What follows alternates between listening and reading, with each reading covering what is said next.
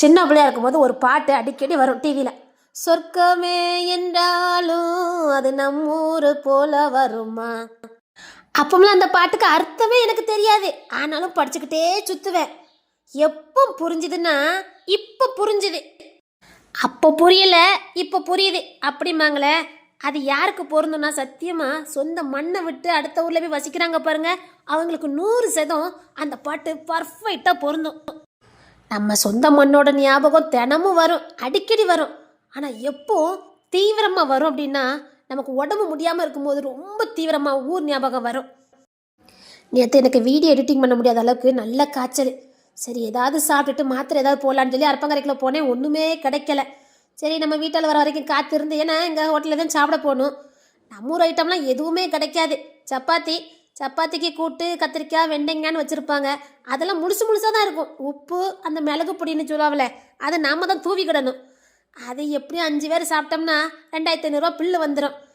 என்ன செய்ய முடியாத பட்சத்தில் சாப்பிட்டு தான் ஆகணும், போய் தான் ஆகணும். ஆனால் எனக்கு நேற்று அதை சாப்பிடக்கு தோணவே இல்லை. ஏற்கனவே நல்ல காய்ச்சல், இல்லை எங்கே போட்டு சப்பாத்தி சமைச்சிட்டு கிடக்க.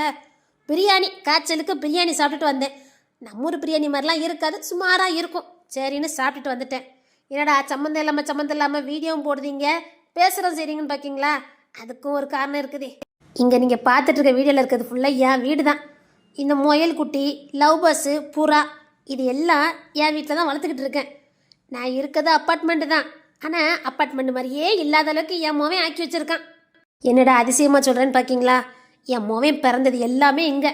மிஞ்சி போனால் தமிழ்நாட்டுக்கு ஒரு 4-5 திருப்பு வந்திருப்பான். அதுவும் 2 நாள், ஒரு 2-3 நாள் தான் இருந்திருப்பான். ஆனால் நம்ம ஊரில் இந்த பயில லீவ் விட்டா ஓணம் பிடிக்க, அணில் அடிக்கிறதுக்கெலாம் போவானுங்க. அந்த குணம் எப்படியோ தெரியலம்மா, இந்த பயலுக்கு எங்கே இருந்தாலும் தொத்திக்கிடும். சொல்லியே கொடுக்கல, எங்கேருந்து இதை கற்றுக்கிட்டு வந்தானே தெரில. வீடு முழுக்க லவ் பஸ்ஸு, புறா, முயல், காடை. போதா குறைக்கு இந்த ரோட்டில் ஆட்டுக்குட்டி மாட்டுக்குட்டிலாம் கிடந்தா போதும்.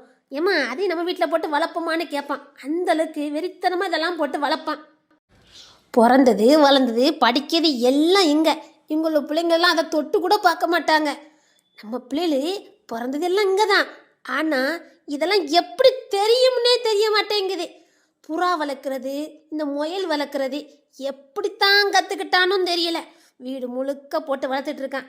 இப்போ நான் எனக்கு பார்ப்பேனா இந்த இதுகளெல்லாம் போட்டு மேய்ப்பானான்னு எனக்கும் தெரியலை. என்னத்தான் சொல்லுங்களேன், எங்கே போய் வாழ்ந்தாலும் சரி நம்ம ஊர் பிள்ளைகளுக்குன்னு ஒரு குணம் இருக்குமோ என்னமோ தெரியல. சொல்லியெல்லாம் கொடுக்கவே வேண்டாம். பைய வழியில் எப்படி கற்றுக்கிட்டு வருதுன்னே தெரிய மாட்டேங்குது. காய்ச்சல்னு என்னை கூட்டு போயிட்டு